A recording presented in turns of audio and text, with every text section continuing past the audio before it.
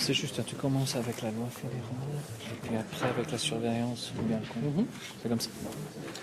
Il y en a. Mais ça, j'annonce pas, seulement c'est des questions. Ou bien tu veux dire quelque chose de manière active. De quoi? Sur ce thème-là. Ah oui, Tu dis quelque chose de manière active. Hein. Je fais ça, et questions. Ça. Je fais ça, et questions. C'est la même chose à peu près. Oui, d'accord, très bien. On a même aussi, un truc, tout préparé. Très bien. Donc, on va le faire.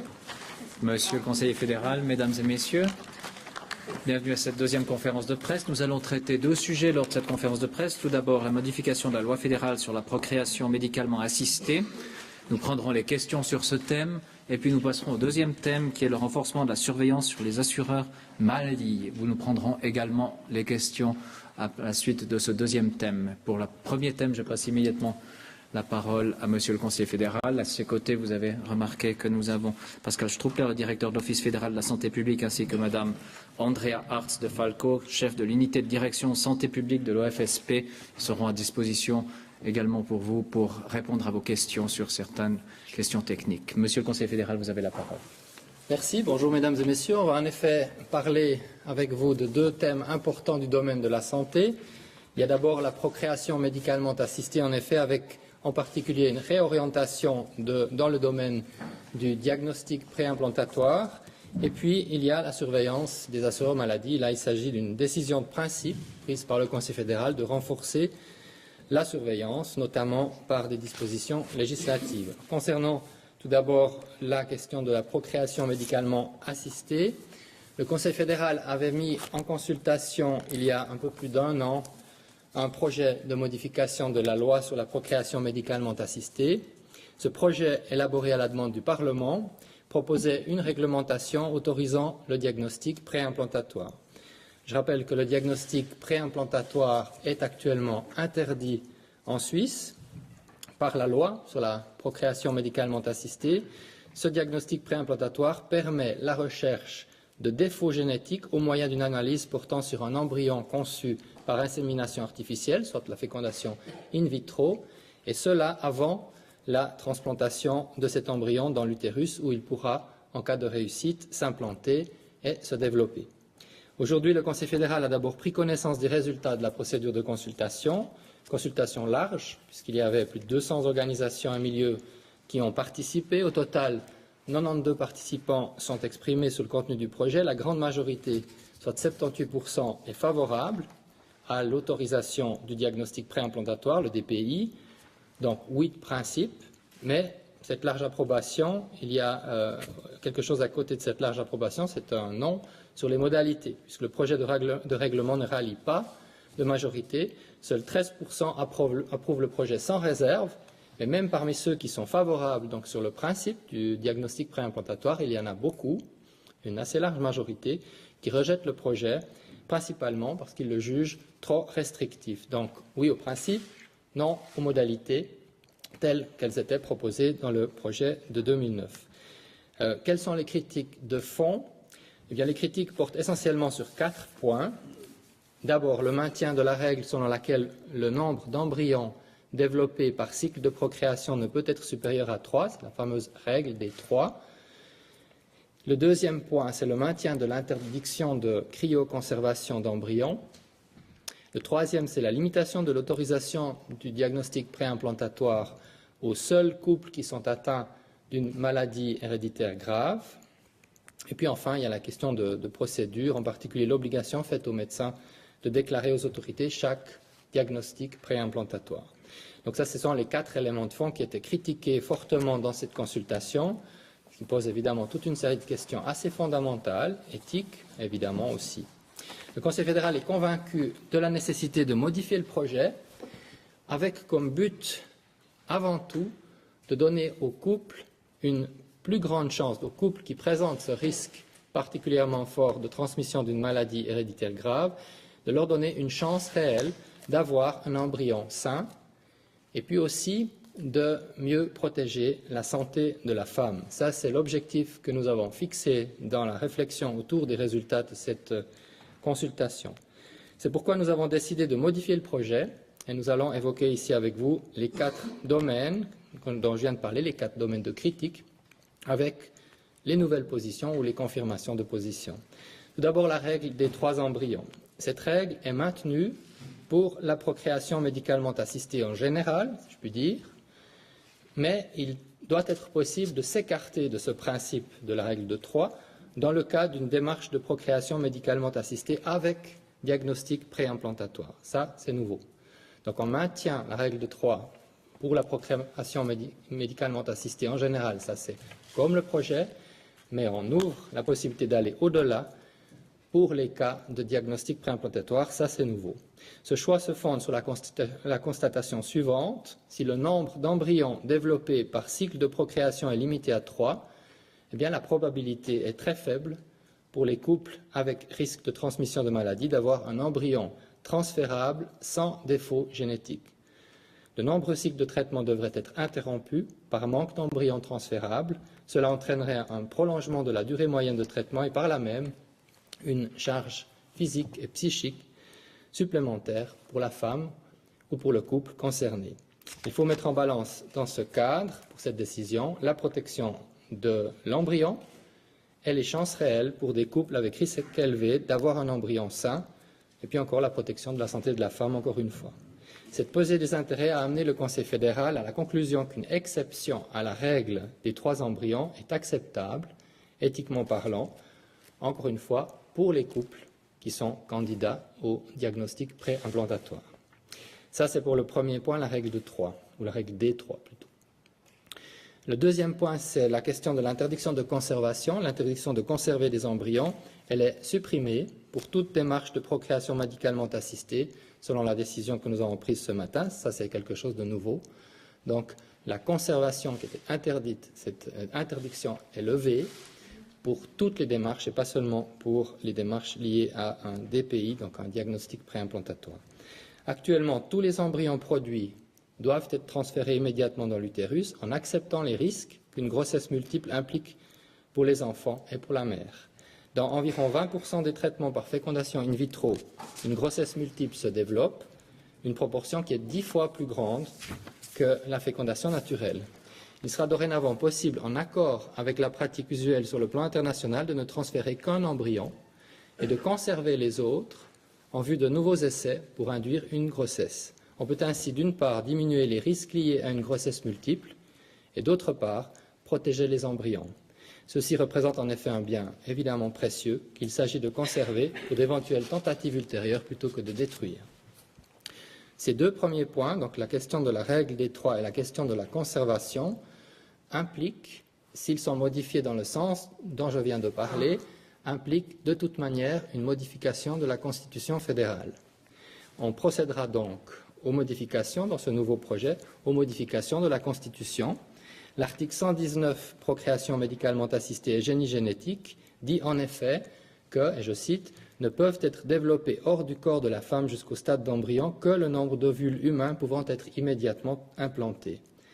L'interdiction de conservation planifiée d'embryons découle de cette disposition. La règle des 3 embryons, qui ne figure pas dans la Constitution mais dans la loi, sur la procréation médicalement assistée, se fonde également sur cet article constitutionnel. Donc, dans les 2 cas, dans les 2 modifications que nous proposons aujourd'hui, nous devons passer par un débat fondamental de notre loi fondamentale, la Constitution, sur cet article 119 et proposer une modification. Ensuite, le 3e point, c'est la question des indications, donc la limitation de l'autorisation du DPI, du diagnostic préimplantatoire, aux couples atteints d'une maladie héréditaire grave. Sur ce point, le Conseil fédéral s'en tient aux indications strictes proposées dans le projet de loi. Donc, pas de changement par rapport à la consultation. Nous restons très stricts sur l'autorisation pour un DPI, pour un diagnostic préimplantatoire, que les couples qui ont un problème héréditaire grave et qui donc pourraient avoir ce problème qui se redonne aussi aux petits enfants qu'ils souhaitent. Autrement dit, le DPI ne sera effectué que pour écarter le danger de transmission d'une grave maladie héréditaire à l'enfant à naître. Toute autre utilisation du diagnostic préimplantatoire reste interdite. En particulier, il ne doit pas être utilisé pour écarter des anomalies génétiques qui surviennent spontanément. Reste interdite également la procréation d'un bébé dit sauveur, porteur d'un certain tissu, dans le but de faire un don à un frère ou à une sœur malade. Sont interdites de façon générale toutes les utilisations du diagnostic préimplantatoire qui n'ont aucun lien avec la maladie, par exemple le choix du sexe. Certes, nous comprenons la critique qui a été émise dans la consultation par une petite moitié des participants à l'encontre de ces indications très strictes, mais le Conseil fédéral estime qu'il existe vraiment de bonnes raisons pour s'y tenir, comme de nombreux participants le soulignent d'ailleurs également aussi. Le Conseil fédéral pense ici en particulier à la protection de l'embryon contre une destruction inconsidérée et à un garde-fou contre une évolution sociale indésirable qu'on peut évidemment imaginer. Je rappelle ici qu'un certain nombre de précautions très strictes sont également prises pour ce qui est des embryons surnuméraires dans le cadre de la loi sur les cellules souches, et cela depuis 2005, sauf erreur. Le Conseil fédéral estime important d'élaborer une réglementation tenant compte des personnes handicapées et des parents d'enfants handicapés. Le respect, l'acceptation et l'intégration des personnes handicapées restent des objectifs essentiels de notre politique de santé et ne sauraient être remises en question. Pour le quatrième point, la question de la surveillance en général, les propositions concernant la surveillance des autorités, en particulier l'obligation de déclarer chaque diagnostic préimplantatoire, eh bien, ces propositions seront examinées et adaptées si nécessaire. Il s'agit là de garantir, ce faisant, que le respect des prescriptions légales sera soumis à un véritable contrôle. Donc cela, on va encore l'examiner. La suite de l'opération et l'agenda. Nous prévoyons que le nouveau projet sera élaboré durant cette année 2010, donc avec la possibilité à la suite pour le Conseil fédéral de prendre position sur un amendement à l'article 119 de la Constitution et sur le projet de modification de la loi. Et puis, ce projet-là, Constitution modifiée et loi modifiée, sera soumis en consultation au cours du premier semestre de 2011. Le message sur l'article constitutionnel et sur la nouvelle loi sera transmis au Parlement en principe en 2012. Et puis après, le peuple pourrait voter sur l'article constitutionnel en 2013, vraisemblablement au plus tôt. Quant à la loi, elle sera soumise au référendum facultatif. Voilà, je suis à disposition pour vos questions. Et Madame Artstefalco aussi, le cas échéant, si vous avez des questions très techniques. Voilà. Qui veut poser la première question? Madame Morard. Je voulais juste savoir s'il y a une liste des maladies considérées comme héréditaires graves. Oui, bien sûr que une liste, je ne sais pas, s'il y a une liste exhaustive, mais il y a un certain nombre d'éléments précis qui précisent qu'il y a une maladie héréditaire grave. Je vous en prie. Es sind Kriterien vorgeschlagen, schon auf Stufe des Gesetzes, etwas diese unsichere Begrifflichkeit fassen zu können. Schwere Krankheit heißt zum Beispiel mit einer hohen Wahrscheinlichkeit übertragen, dann mit einer geringen Lebenserwartung verbunden, also ganz klar unter 50 Jahren. Und man wird nicht versuchen, mittels einer Liste negativ oder positiv quasi diese Krankheiten zu fassen, sondern die über Kriterien einzugrenzen, die nachher quasi auf der Entscheidungsebene der Ärzte und der betroffenen Eltern liegen müssen. Also eine Liste wurde eigentlich verworfen, weil man sagt, das hätte ein gewisses Diskriminierungspotenzial für alle Personen, die von dieser Krankheit betroffen sind, die trotzdem nachher auf der Welt sind und die sich nachher mit einer Liste konfrontiert sehen, die eigentlich ihre Krankheit als eine deklariert, die Zugang zu einer Präimplantationsdiagnostik und letztlich zu einer Eliminierung auch des Krankheitsträgers berechtigen würde. Also es wird keine Liste geben, aber Kriterien auf Gesetzesstufe. Madame. Oui, monsieur, est-ce que dans l'exception de la règle des 3 embryons, excusez-moi, il a été prévu un chiffre ou un nombre d'embryons précis ou bien c'est encore à discuter? Non, il n'a pas été prévu un chiffre précis. Et je crois que pour le moment, ce n'est pas nécessaire de commencer à imaginer des chiffres. Je crois que c'est le principe qui doit être clairement admis. Le principe, il est clair, c'est qu'avec 3, on est dans une situation où on n'a véritablement pas la possibilité de donner une chance suffisamment grande d'avoir cet embryon sain dans ces cas de diagnostic préimplantatoire. Alors il faut davantage maintenant un chiffre précis. Je ne crois pas que ce soit le souhait mais on verra ça dans le cadre de la suite des travaux. Je ne sais pas si vous voulez ajouter quelque chose là-dessus. Man kann vielleicht sagen, zum Beispiel im Ausland, wo die PED zugelassen ist und keine Dreierregel existiert, existiert auch keine Obergrenze bezüglich der Anzahl Embryonen, die entwickelt werden dürfen.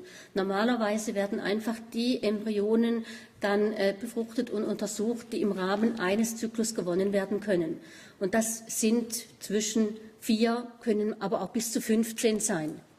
Aber wenn wir uns hier etwas orientieren möchten, wie gehen unsere Nachbarländer quasi mit dem Prozess um, dann gäbe es wahrscheinlich keine Limitierung. Aber das ist Gegenstand von Prüfungen. Monsieur Cavetti. Herr Burkhalter, wenn ich mich recht erinnere, war Ihr Vorgänger noch ein strikter Verfechter der Dreierregel. Sie sind jetzt da dafür, für die Aufhebung in gewissen Fällen.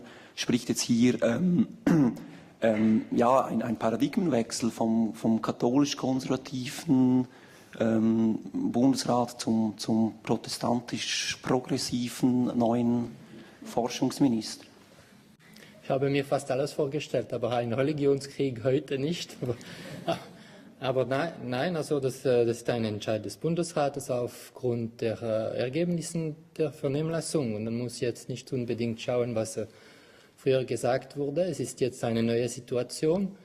Es wurde während Monaten jetzt studiert, was aus der Vernehmlassung gemacht werden kann.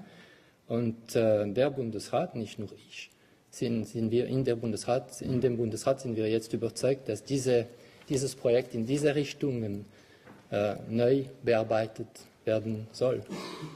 Aber Sie müssen nicht zu viel jetzt auf Religionskriege sehen. Das ist ein gesellschaftliches Problem, das wird eine Diskussion geben, aber das sind dort bei diesen Entscheiden vernünftig moderne Entscheide gewesen.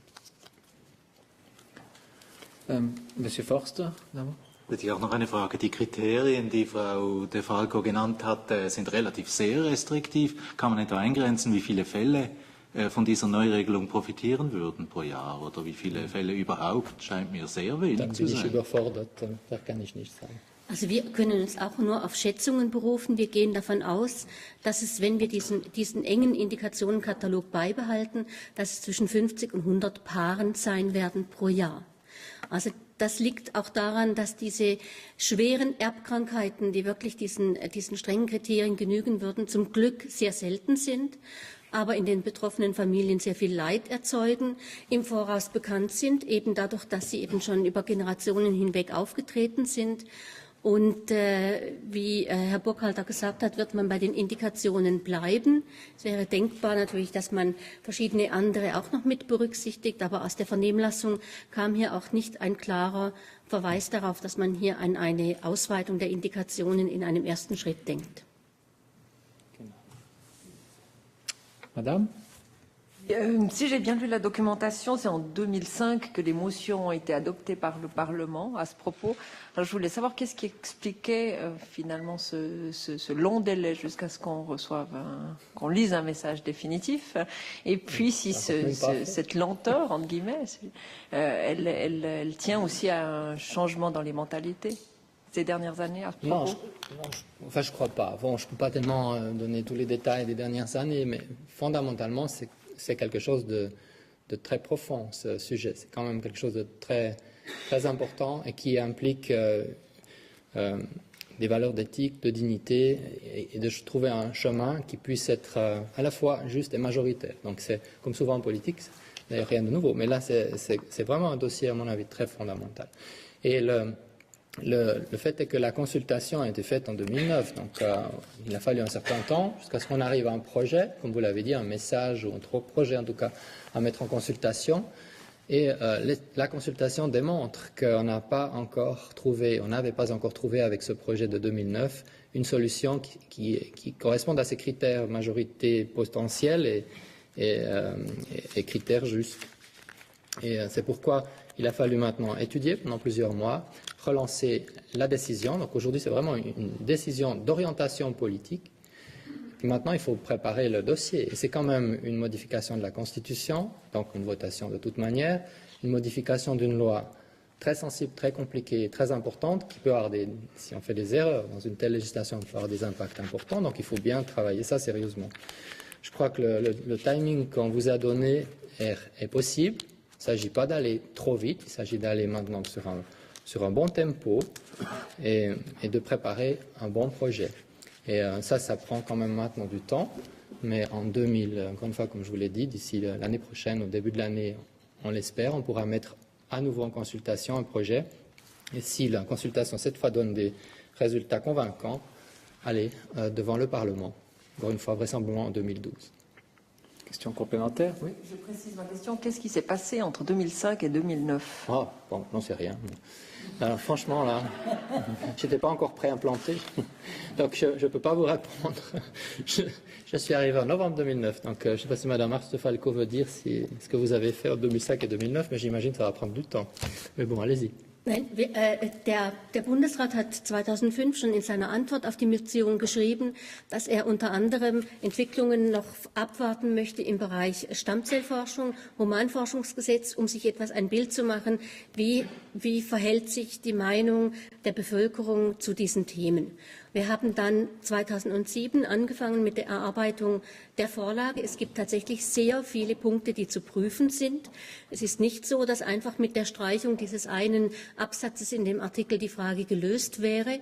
Und es hat einfach eine gewisse Zeit in Anspruch genommen, auch Konsultation betroffener Kreise, Einbezug der Wissenschaft, bis man so weit war, dass man eine Vorlage hatte, die man nachher zur Vernehmlassung vorlegen konnte. Also es war nicht so, dass man das Projekt irgendwie zurückgestellt hätte, verzögert hätte, sondern es hat einfach, die Erarbeitung hat relativ viel Zeit in Anspruch genommen. Und das Fortpflanzungsmedizingesetz selber ist seit 2001 in Kraft. Die parlamentarischen Beratungen dazu haben bereits Ende der 90er Jahre stattgefunden. Wir hatten dann zwischenzeitlich einmal eine Volksabstimmung über eine menschenwürdige Fortpflanzung, die dann eigentlich hoch verworfen wurde.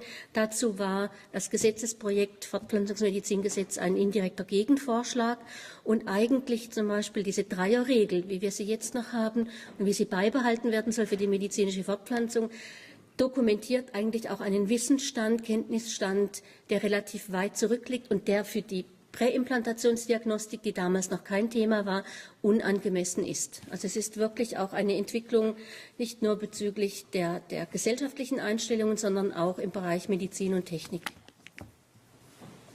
Ça, c'était seulement l'année 2006, mais nous, on fait 2007, 2008. C'est-à-dire quelque chose pour 2007, 2008, 2008. Non, On a là, beaucoup travaillé. Jette l'éponge. Bon, ok.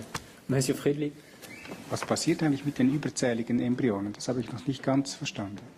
Alors la question des embryons surnuméraires est réglée précisément, comme je l'ai dit, je crois, avance dans la loi sur les cellules souches.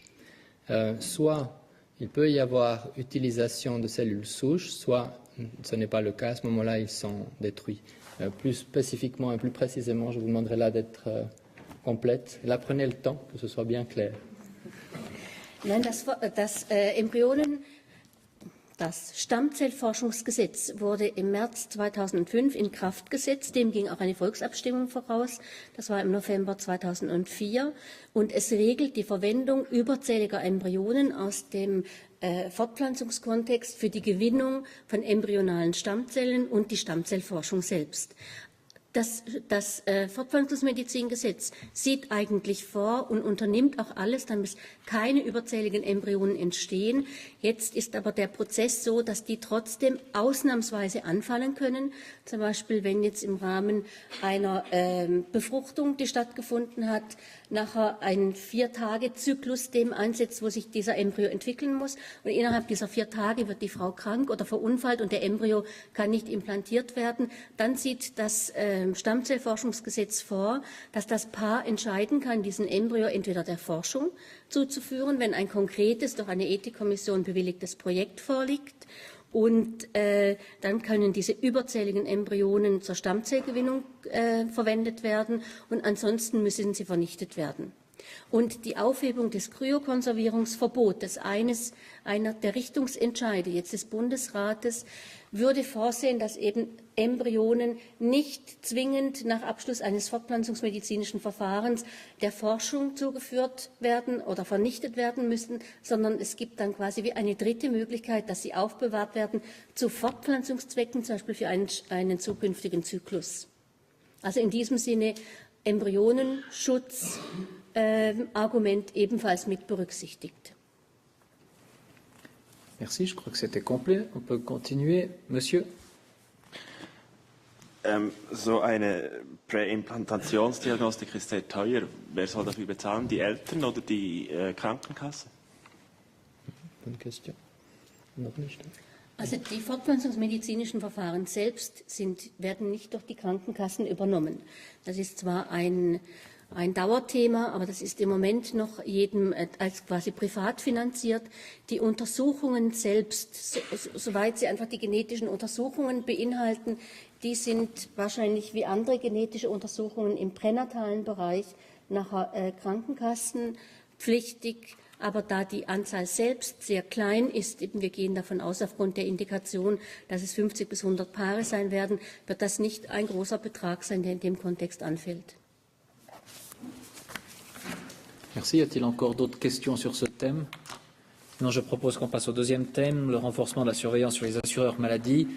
En côté de Monsieur le Conseiller fédéral et, comme je l'ai dit tout à l'heure, du directeur de l'Office fédéral de la santé publique, Monsieur Pascal Struppler. Vous avez Madame Helga Portman aussi, qui est chef de la division de surveillance de l'assurance, de la OFSP, qui pourra aussi répondre à vos questions à l'issue de la présentation. Monsieur le Conseiller fédéral. Le Conseil fédéral ce matin a débattu sur la base de ce qu'on appelle une haute discussion de ce sujet. Il a décidé de renforcer la surveillance des assureurs maladie, donc de l'assurance maladie sociale. Un projet de loi consacré au renforcement de la surveillance sera soumis en consultation cette année encore, avec d'autres dispositions qui concernent plutôt des niveaux de circulaire ou d'ordonnance. J'y reviendrai. Le but principal de cela, c'est de garantir le respect des principes de base de l'assurance maladie sociale, de garantir l'efficacité de la surveillance, de garantir la transparence de l'assurance maladie sociale. Et on le sait, la transparence est fondamentale pour que tout fonctionne et pour que la confiance existe dans l'ensemble du système. Un tel renforcement est nécessaire, selon le Conseil fédéral, en particulier parce que la situation a beaucoup évolué, parce qu'au fil des années, vous savez que l'assurance maladie a été à la malle, date de 1996, donc ça fait déjà un bon moment. Depuis lors, le marché de l'assurance maladie s'est fortement développé, par exemple avec la formation de ce qu'on appelle les groupes, ce qui pose des questions supplémentaires de surveillance, notamment dans le domaine des transactions, ce qui implique aussi des échanges avec d'autres organes de surveillance, par exemple la FINMA pour ce qui est des assurances complémentaires et privées. Aujourd'hui, ce marché dans lequel évoluent quelques 82 assureurs s'est donc profondément modifié.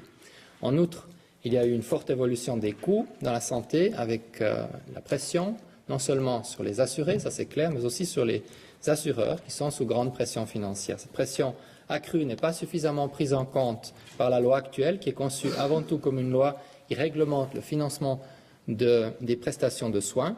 Le chapitre de la LAMAL qui est consacré aux assureurs et à leur surveillance est désuet.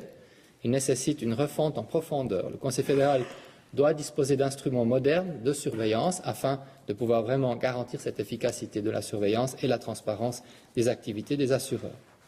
Sans entrer dans les détails, parce qu'encore une fois, il s'agissait d'une note de discussion au Conseil fédéral sur un document de principe, mais il est toutefois possible de donner déjà des axes principaux de cette nouvelle législation, également des nouvelles réglementations prévues. J'aimerais en citer brièvement 3. D'abord, nous voulons moderniser la gouvernance. Il s'agit de moderniser les règles consacrées à l'admission et à l'exercice de l'activité d'assureur maladie, par exemple la forme juridique, et d'adapter aux standards les plus récents les règles relatives à la tenue des comptes et à la conduite financière d'une société d'assurance. Il est ainsi prévu d'établir des règles de gouvernance d'entreprise afin de fixer des standards minimaux à l'attention des membres des organes dirigeants des entreprises d'assurance et de leur contrôle interne. Nous aimerions ensuite, deuxième point, mieux apprécier les risques, donc la réalité des risques pour chaque assureur. Il s'agit ici de mieux tenir compte de l'appréciation du risque qui est lié à cette activité de l'assurance maladie sociale. Nous envisageons notamment de supprimer le système actuel des réserves en fonction du nombre d'assurés pour le remplacer par un système de réserve basé sur les risques. On sortirait donc du système des réserves minimales que l'on connaît donc en pourcent des primes, en pourcent du volume des primes, car il ne prend pas suffisamment en compte la réalité actuelle des risques plus complexes, plus spécifiques à chaque assureur. Il y a une série de risques et il y a des situations très différentes d'un assureur à l'autre. Troisièmement, nous aimerions avoir la capacité d'agir plus rapidement, donc de mieux coller à la réalité. La situation financière parfois précaire dans laquelle se trouvent certains assureurs actuellement a démontré l'urgence d'octroyer à l'autorité de surveillance des moyens d'agir rapidement lorsque des problèmes apparaissent, de lui permettre de faire en sorte qu'un assureur prenne les mesures qui s'imposent, y compris en mandatant des tiers pour y procéder. Il s'agit ainsi de mettre à la disposition de l'autorité de surveillance un catalogue de mesures dites conservatoires dans le but de sauvegarder les intérêts des assurés et du système de l'assurance maladie en lui permettant d'agir encore une fois suffisamment tôt, si possible avant que ne survienne un cas d'insolvabilité d'un assureur. Les cas qu'on a enregistrés jusqu'ici étaient dus entre autres à des problèmes de gouvernance d'ailleurs. Ce qui m'amène au quatrième point qui est lié. Pour permettre cette intervention précoce, il s'agira notamment de revoir la question de l'insolvabilité en définissant les niveaux d'intervention, mais il sera aussi indispensable que l'autorité de surveillance puisse échanger librement des informations avec d'autres autorités fédérales, notamment la FINMA, afin d'apprécier en permanence l'état financier des assureurs. Enfin, il faudra adapter les sanctions. Il est également prévu d'adapter cet arsenal de sanctions, notamment en augmentant le montant des amendes qui peuvent frapper les assureurs en tant qu'entreprise, mais également en instituant une responsabilité pénale des membres des organes qui failliraient à leurs obligations. Actuellement, la situation légale est particulièrement faible en la matière. Il n'y a pratiquement que tout ou rien. Donc, il y a la possibilité d'avoir une amende ou alors de retirer purement et simplement la possibilité d'exercer. Et il faudra donc revoir cet arsenal qui actuellement est un peu limité, soit disproportionné, soit pratiquement sans effet, pour que la Confédération puisse réellement faire respecter les obligations légales si cela s'avère nécessaire. Cette réglementation nouvelle doit répondre aux attentes justifiées de la population et des parlementaires qui ont déposé des interventions dans ce sens ces dernières années. Il est en effet logique, de l'avis du Conseil fédéral, que des entreprises chargées d'exécuter une mission d'intérêt public soient soumises à des règles au moins aussi claires et strictes que dans le domaine de la gouvernance, que les entreprises qui évoluent dans des marchés libres. Le Conseil fédéral a donc donné ce matin un premier feu vert à ces intentions. Nous allons élaborer les modalités concrètes par la suite. Un projet de loi sera mis en consultation en principe cette année encore. Le projet définitif sera soumis au Conseil fédéral d'ici un an. Et si tout va bien, ces dispositions, pour ce qui est de la modification législative, pourraient entrer en vigueur en 2013 déjà. Dans l'intervalle, différentes dispositions peuvent être prises sous forme de circulaires ou sous forme d'ordonnances. Il s'agit en particulier de directives comptables et de révision. Ça, c'est pour la circulaire qui peut être encore cette année envoyée, adressée aux assureurs. Et puis les nouvelles dispositions relatives au placement, au calcul des réserves sur la base des risques dont j'ai parlé tout à l'heure, et puis également aux nouvelles normes comptables. Cela, nous pouvons le faire sur la base d'ordonnances qui sont prévues, soit pour l'année prochaine, soit pour l'année d'après, donc début 2011 ou début 2012. Voilà, je suis à disposition pour vos éventuelles questions sur cette première discussion et cette première orientation prise au Conseil fédéral sur ce sujet. Qui souhaite poser la première question sur ce deuxième thème? Ja, Monsieur Friedli. Was bedeutet das für das Verfahren der Prämiengenehmigung? Werden da auch Änderungen vorgenommen? Oui, donc dans le cadre de la procédure d'approbation des primes, c'est clair que si on modifie un certain nombre d'éléments qui ont lieu, qui touchent à la surveillance, automatiquement, et notamment aussi à la question des réserves, on aura vraisemblablement une procédure d'approbation des primes qui peut être différente. Donc ça, c'est des éléments qui vont maintenant être définis plus en détail, mais il est clair en particulier que la modification de l'appréciation des réserves a un impact sur la question de l'approbation des primes. Autre question? Tout a été clair. Ah non, Monsieur Friedli, encore une question. La dernière peut-être. vielleicht zwei, wenn Sie erlauben. Zum einen wegen der Prämiengenehmigung. Da schwang auch die Frage mit, ob die Aufsichtsbeschwerden mittlerweile behandelt sind, die ja aufgrund der vergangenen Jahre eingereicht wurden gegen das BAG. Und dann die zweite Frage noch bei diesen risikobasierten Prämien. Woran könnte das anknüpfen? Also auf den versicherten Bestand, Alter, Geschlecht etc., wie beim Risikoausgleich oder auf ganz andere Daten? Bon, pour la première question, je ne vous ai pas très bien entendu, mais je pense que peut-être Mme Portman va répondre. Mais pour la deuxième, la question des risques. Donc actuellement, vous avez les réserves qui sont fixées pour tous les assureurs en fonction du montant du volume des primes. Donc l'idée, c'est de regarder véritablement chaque situation d'assureur et les risques de chaque assureur peuvent être, disons, analysés en fonction, par exemple, des risques de marché, des risques de placement, des risques techniques, etc. Il y a une série d'éléments.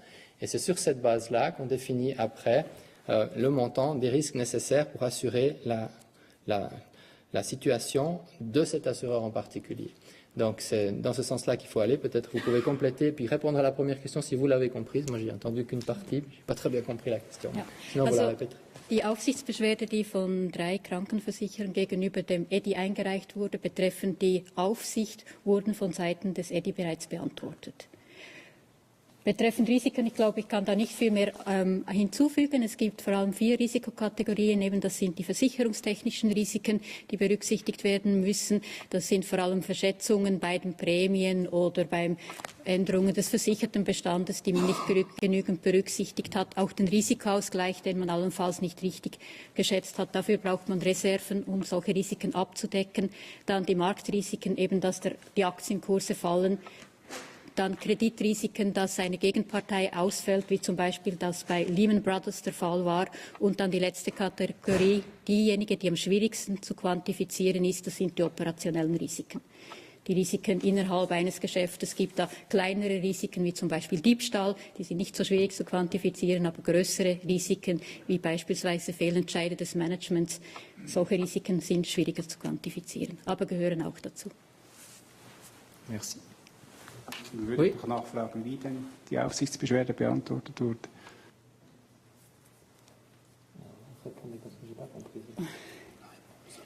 Wir haben von unserer Seite natürlich dargestellt, warum wir die Aufsicht so machen und auch gezeigt, wo wir allenfalls gewisse Maßnahmen ergreifen werden. Das ist zum Beispiel ist die Minimalprämie, die wir erhöhen werden. Das erschwert den Einstieg für Billigkassen. Ansonsten denken wir, dass wir zum größten Teil natürlich unsere Aufsicht richtig gemacht haben, aber wir sehen eben gewisse einzelne Punkte, wie zum Beispiel diese Minimalprämien, die wir anpassen werden. Und das werden wir auch in den nächsten Tagen den Krankenversicherer per Kreisschreiben mitteilen. D'autres questions? Si ce n'est pas le cas, je vous remercie et vous souhaite une excellente après-midi encore pour ce qu'il en reste.